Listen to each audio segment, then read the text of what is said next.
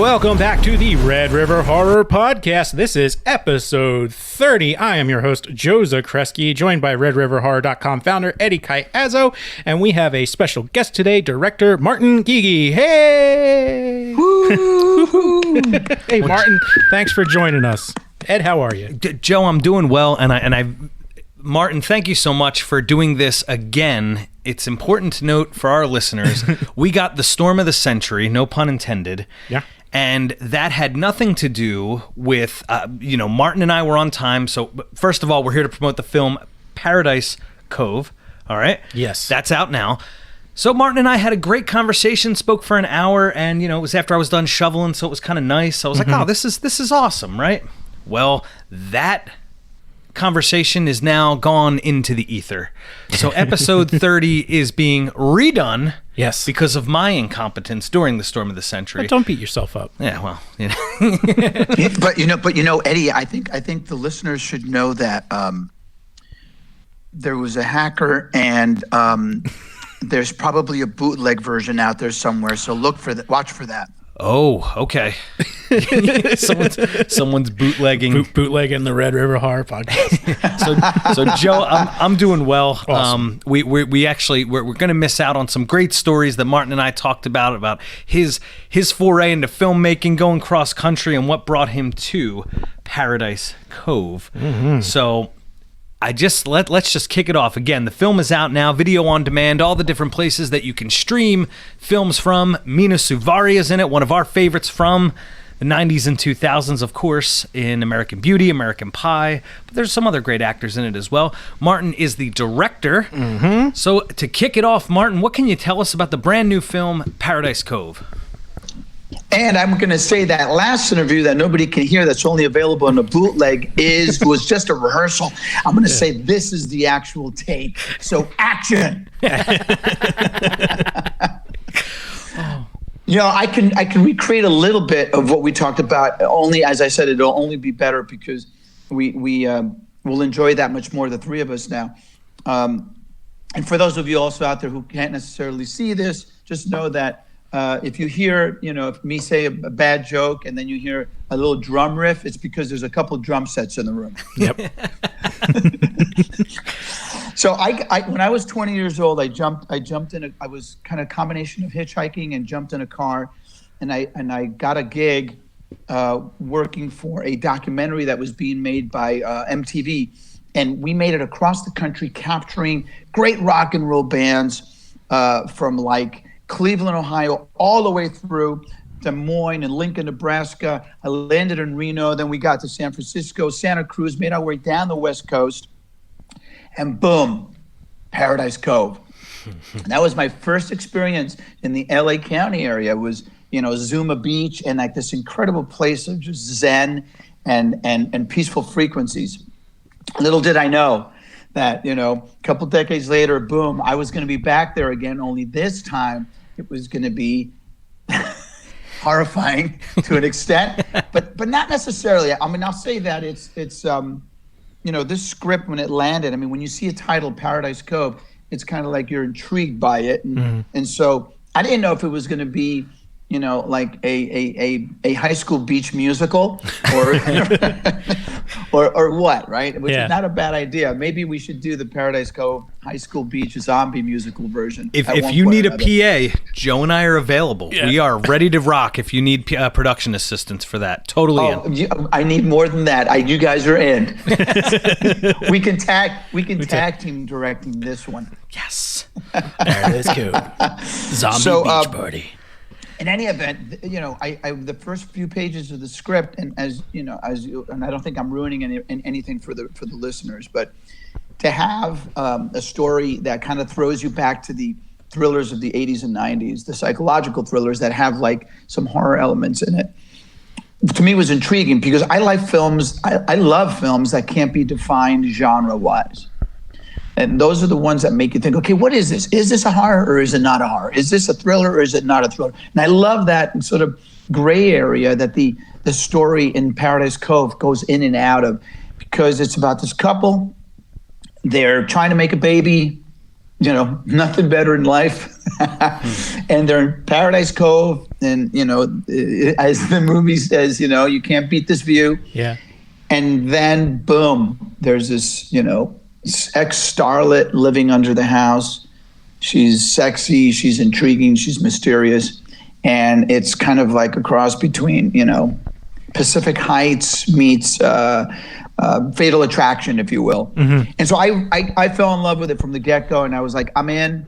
And sometimes movies take a while to get made. It's actually they are all miracles, no matter what movie you've made, whether you've shot it on an iPhone or on a Panavision camera. You got to will it in at one point or another. And so Sherry Klein, the writer, who also wore a producer hat, this was her first feature. And she had done Star Trek episodes before as a writer, but this was her first foray into film, into feature film. So she called on her friends and family from the movie business. I did the same thing. We combined families, and we had a blast. And I'm hearing and seeing that people are digging it out there. So thank you to everybody who came together to will this one in. Nice. I mean, I love how you said you like that gray area. I mean, because like if you Google Paradise Cove, you'll find it gets the tag thriller, but looking at like shots and screenshots, I mean, it's like it's got like, it looks like it has more elements to it too. So I mean, yes, exactly. It is one of those that falls into that category. Yeah, and I love that too, because I like to debate people on this podcast on whether something is a horror movie or a thriller or not. Yes. But well, we did talk about that, so we can get into that a little bit later. But one thing that I did ask last time, and I was still a little bit unclear about, so there are these thrillers and these horrors that are like Lifetime, the channel for women. Yeah, they're like Lifetime thrillers, and it's just like, Susie's webcam is still on, or there's these like rated R thrillers, and Paradise Cove, young couple, creepy woman living under the house, and some bad things can happen, some gory things perhaps. So Martin, for Paradise Cove specifically, where does it fall? Is it more Lifetime or is it more rated R? I just have to say this: you guys are fantastic. Thanks. You really are. We need you guys on like major cable or so. I know whatever streaming something. I love that this has that it has its subculture environment. I mean, I love that about it. But boy, could this cross over into like Universal or something? This is fantastic. Thank you. I'm having a lot of fun with you guys. So. I will say this. I made a movie, a really cool movie once. It was a serious film. It was my second feature. It was called Changing Hearts, and it had some big stars in it. And it was like a terms of endearment kind of movie. It had like this Steel Magnolias quality to it. It was all self-contained in a kind of One Flew Over the Cuckoo's Nest hospital for cancer patients. And you go like, wow, that's heavy, but it was funny and it was edgy and it had the undefinable, and it came out in 2001, which was right after 9/11. So all the studios shut down their releases, and this little movie came out, and everybody dug it because there was nothing else to compete with. I'd like to think that it was like a good movie, and I still think it's a good movie, but it was one of those films people wanted to get into humanity as opposed to what 9/11 represented. So. Believe it or not, the movie went out theatrically, did really well, and we were in 3 Golden Globe, consideration categories, and it was really cool. And then where it ended up for some reason was on Lifetime, and I was like, oh man, wait a minute, my movie's going to be on Lifetime. I don't understand that. And no, I'm not judging. Yeah, I love the folks at Lifetime. One of my buddies and one of our dear family friends is the program director there. Oh wow, he'll get a kick out of this if he hears it, but whenever I want to watch like a movie that's so bad it's good, I go to Lifetime. There you go. And as a filmmaker, it's really good to watch Lifetime because you learn what not to do. And right. So, and at the same time, hats off to those who are able to put together those cool Lifetime movies that we all do go like, hey, that's a cool Lifetime movie. So I can tell you that for sure, this movie definitely wouldn't fit on Lifetime, except for a little bit of the love triangle drama that goes on between the crazy lady under the house and this lovely couple that wants to make a baby. There's some of those moments, but for the most of it, it's this, sort of homage to 80s, 90s psychological thrillers that take you on an entertaining ride. There's some insanity. There's some, it's kind of sideways. That's the best way to describe it. And it's R all the way. Yes, sir. Ooh, okay. You know what movie popped in my head as you were giving that description, thinking about like that kind of like 90s thriller, The Hand That Rocks the Cradle. Whoa. I was Perfect. I was like, that's what I'm feeling, like just from that description vibe. I'm just like, and that one. Ooh, you know your stuff. That's the juice. That's the juice. Yep. Oh man, I remember you said you have to watch this. It's the 90s classic. Yeah. You just melted away. You just melted away the years and brought me back to like me hanging out after a few beers at 2 a.m. and catching that for some reason for the second time, going like, oh man, what a ride.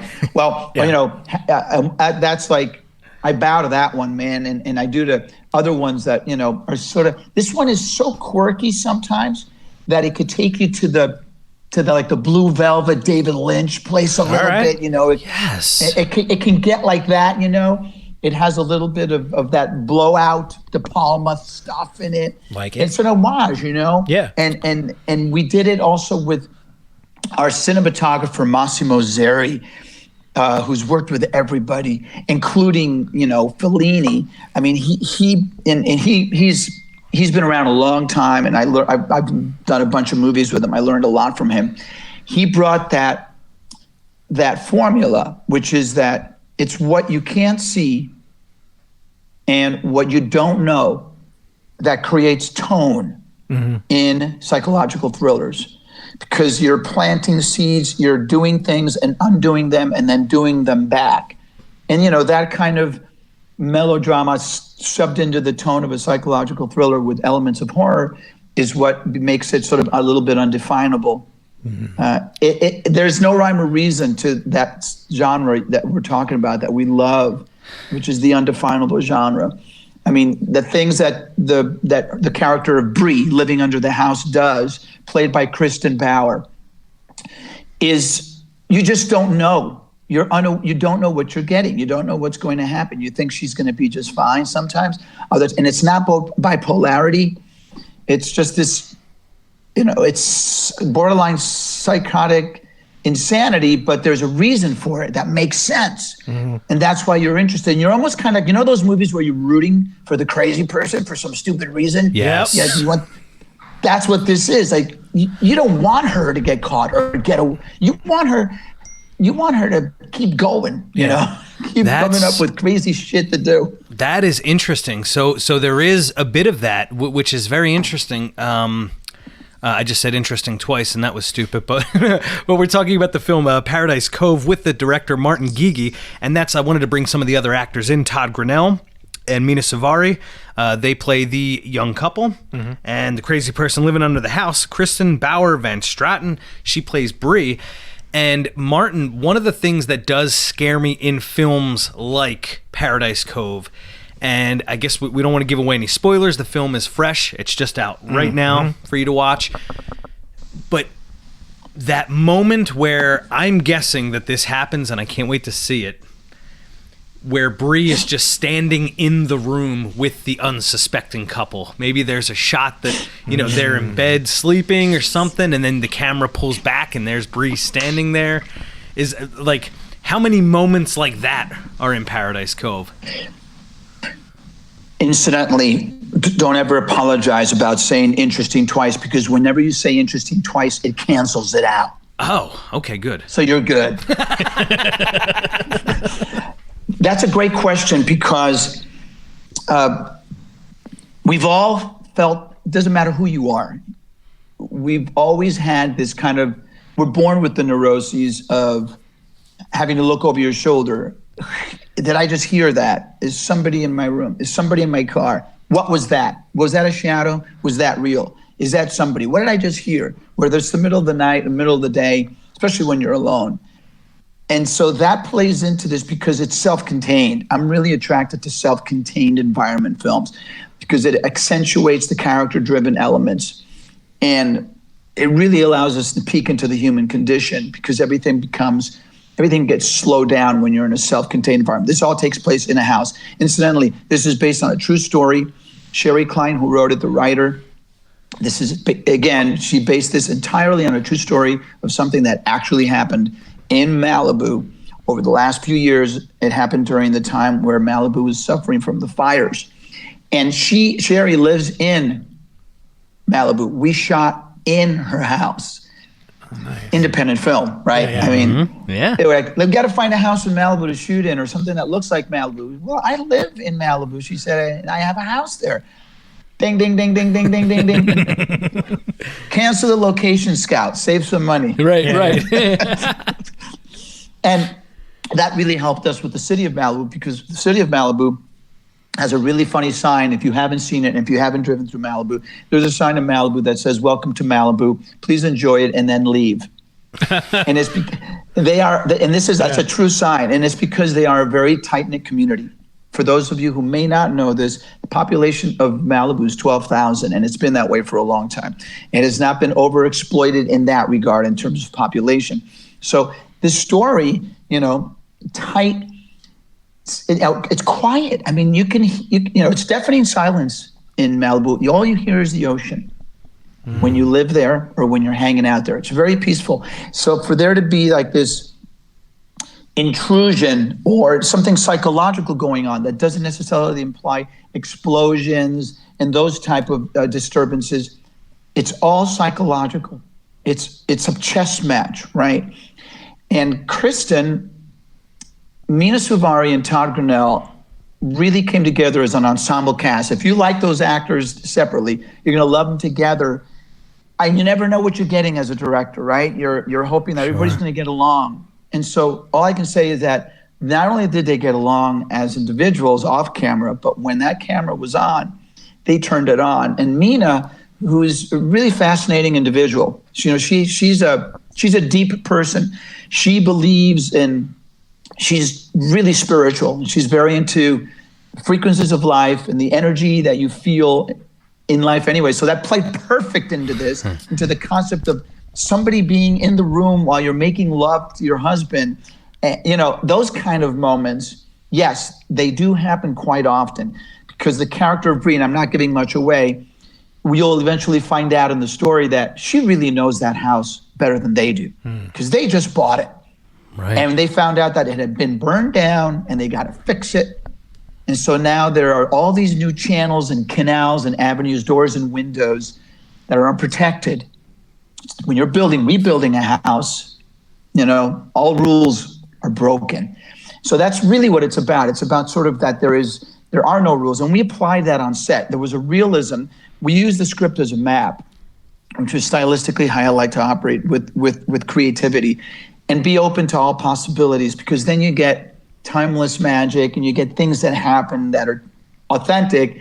The camera loves honesty, right? I mean, it loves authenticity, and it also, the lens, it gravitates towards energy. And Mena's energy, Kristin's energy, man.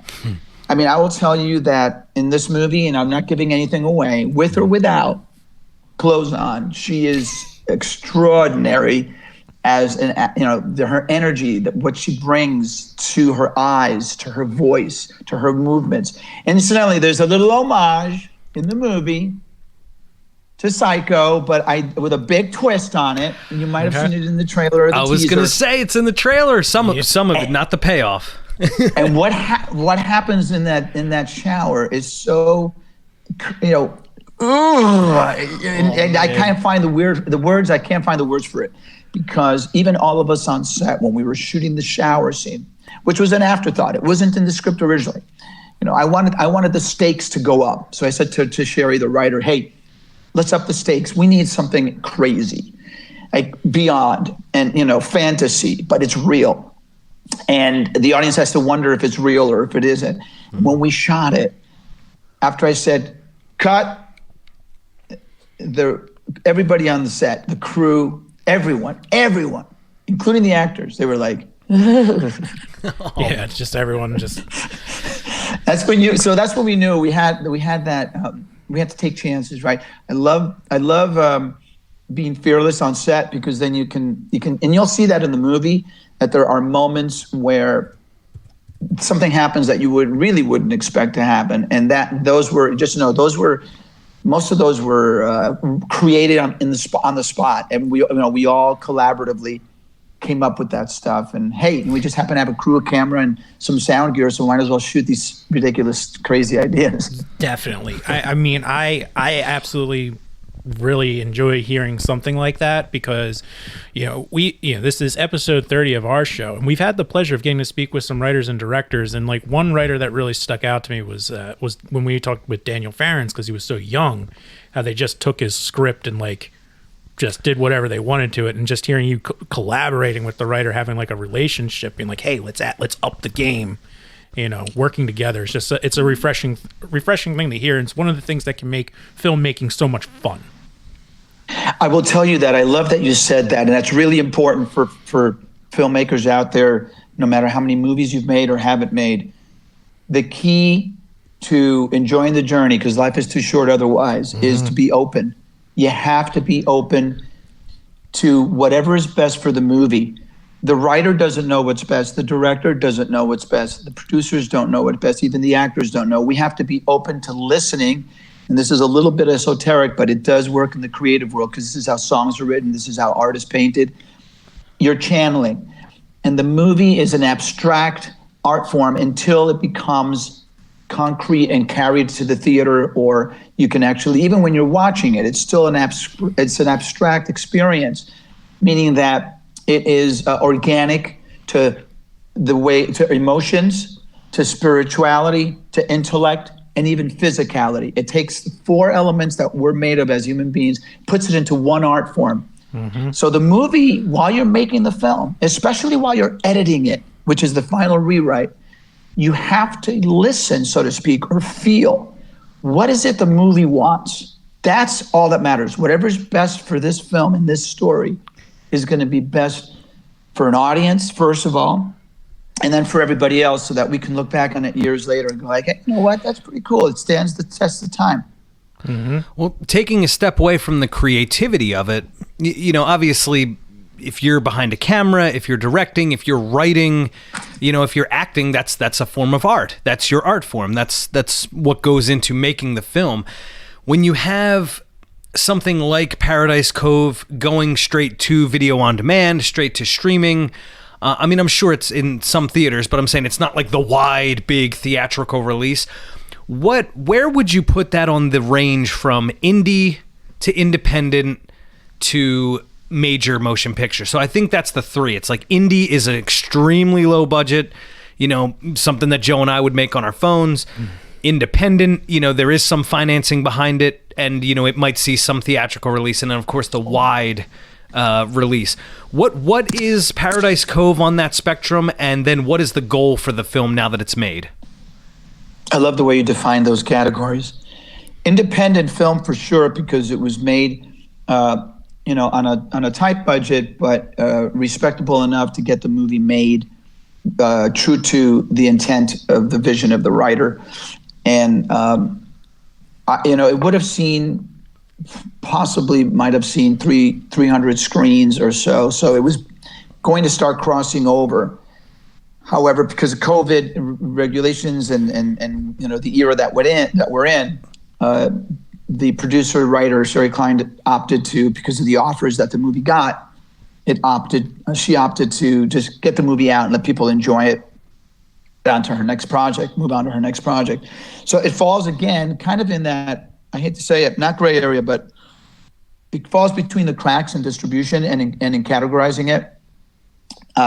Some independent films, and I'm living proof of that, for some reason touch a chord out there. People dig it, and then it opens up wider, and it becomes part of pop culture without it being a major motion picture or a film, that's largely funded by a studio and sees a wide release. Sometimes those movies just die on the first night, right? We all know that. Sure. So there's no rhyme or reason necessarily to that equation in this particular case, because this one borderlines on genre. So you never know what's going to happen with it. I'm just glad that that we, during COVID, we were able to finish it. That's what we did. We shot this in 2019, and then 2020 we were already in post-production on it.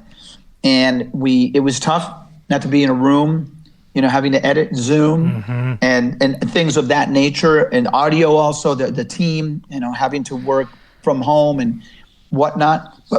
But I will say it does have that's a great question. And I'll say it has a cinematic feel to it because it was shot for the theaters.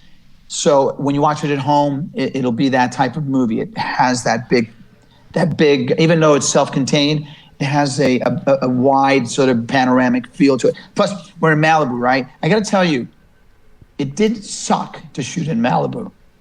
Really? I hear the weather's just brutal. Yeah. The next time we speak to Martin, it's going to be video. I just got to tell you this really quick. Yeah. Sherry's house, her next door neighbor is Matthew Perry's house. Oh, nice. And so we needed a neighbor house because there's a neighbor. The neighbors in the movie are kind of quirky and funny. They're comic relief because they don't know what's going on. Right. But at the same time, they know this gal who lives under the house, and they're used to homeless people, and they knew her, and they're being very nice to her, and they don't believe anything of what's going on. They think that all this insanity that their neighbors are talking about is conspiracy bullshit, right? So, in any event, we needed some neighbors, and so Sherry asked, Matthew, if we could use his house and put some actors in there, and he was like, "Yeah, whatever, man." Yeah. So when you see the neighbor's house, just a little bit of trivia. Nice. It's Perry's house, and he was kind enough soul to allow us to use that. But now it's like when I watch the movie, when I see the neighbor's house, I'm just gonna hear when I'm watching the movie. Or The Simpsons, with the episode The Treehouse of Horror.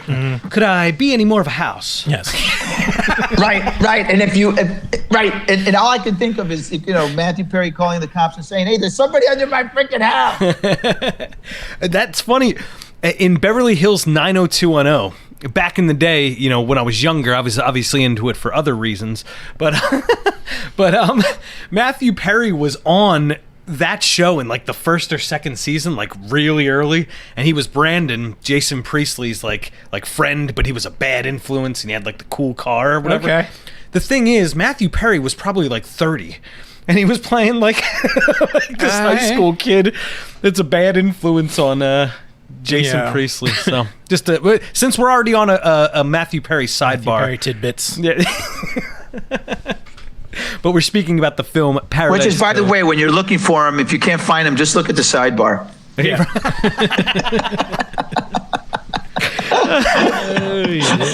Oh my gosh, good stuff. So no, it's cool that you were able to explain all that, the technical aspect of the film being self-contained but made for the screen, because it's unfortunate there are some indie films with extremely low budgets, and to no fault of their own, getting past the technical glitches and then consuming the story is hard. And I feel really bad because I know how much time goes into making something for the screen, and it's just it's sad when you're in the indie category if you can't get that first, is it shot right, is the audio correct, and then you get the final product on the screen and then the color's out of balance or something like that. So I get that process, and I feel terrible when I'm asked to review a film and it suffers from technical glitches because I'm like, man, I really dug what they were going for in the story. But we had one hit us. We didn't realize it until we were at a festival. That's right. Someone pointed it out to us. We were at a festival, and one of the other filmmakers there was just like, "Did you notice?" I was like, "Oh, no." The reason. Yeah. I've been there. I've been there, man. I know exactly what you're talking about. And, I've been so fortunate that I get to work with A-list folks who put up with me on the independent and indie films I've done. Yeah, and then and we're speaking from personal experience. That's what we're saying. We, for the first time, we made a film with a zero budget. We had a really big comedian in it, and it was like funny and it was good. And then when we get to the festivals, people are watching. Hey, I know an audio guy that could really take care of that. I'm like, just every little those like little technical aspects for that. Like it's like we didn't have the money for it, right? But we gave it everything we got. We did, man. But I will tell you, there's something to be said about the power of story. And if we sat here, and we'll leave it for another episode, but if you I bet you everybody who's listening to this, you could probably make a list of half a dozen movies that you frickin' love that had like imperfect perfections in it. There was little things that you were like, oh yeah, that had to be a mistake, but it worked in the overall of it. It's like part of the character of the movie. You know what I mean? Yeah.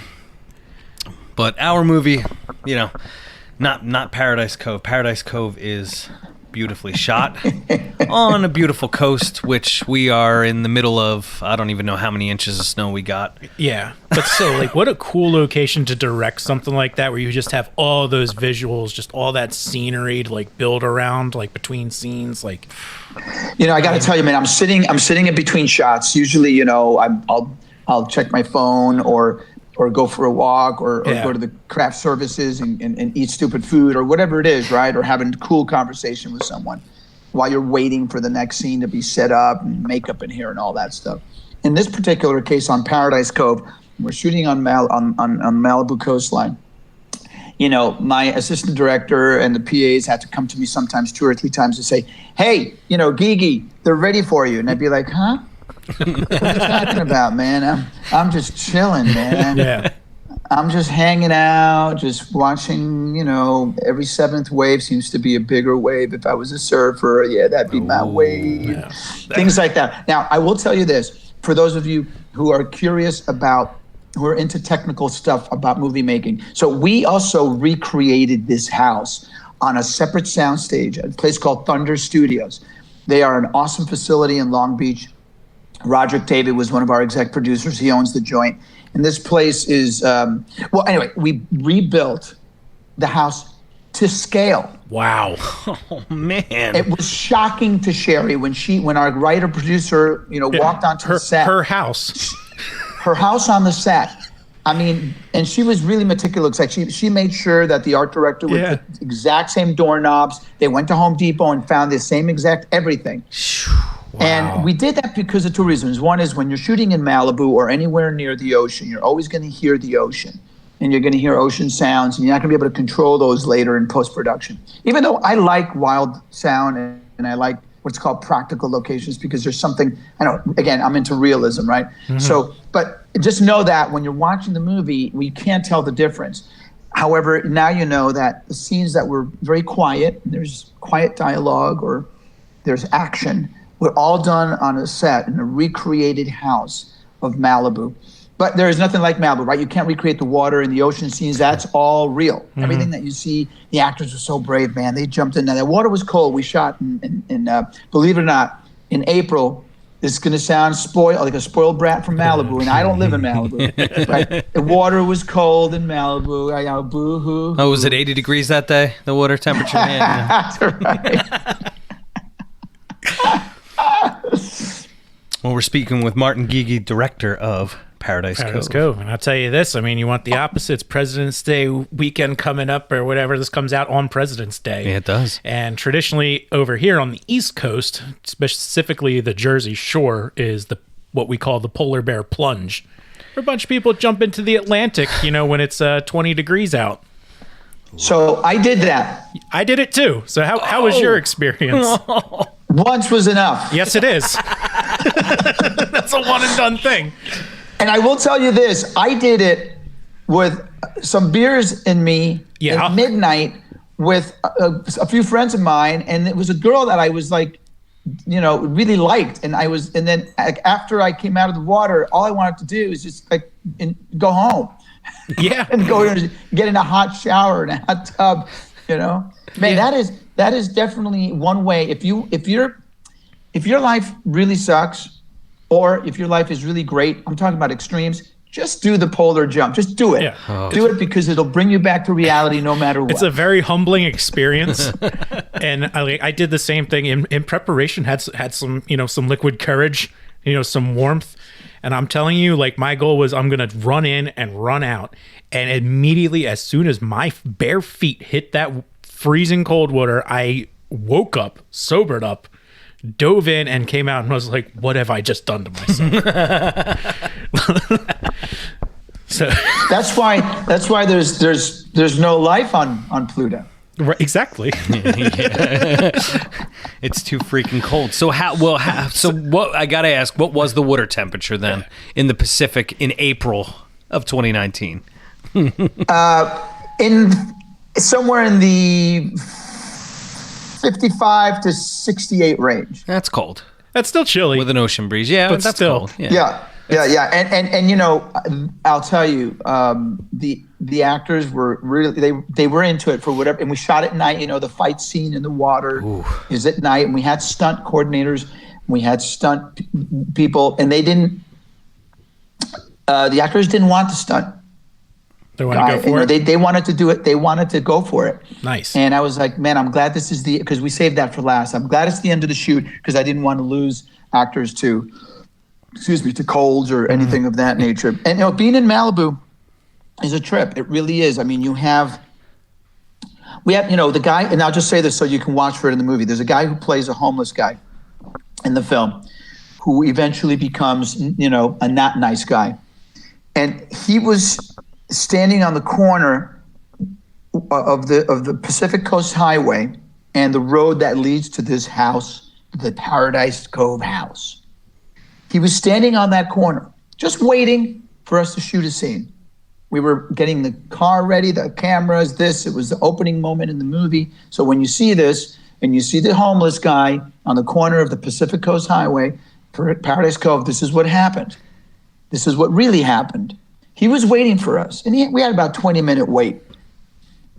We shot the scene, and after the scene was shot, he came up to me, and I said, good job, man. As a supporting actor, somebody we auditioned, this is great, man. You kicked ass. This was great. You rocked it.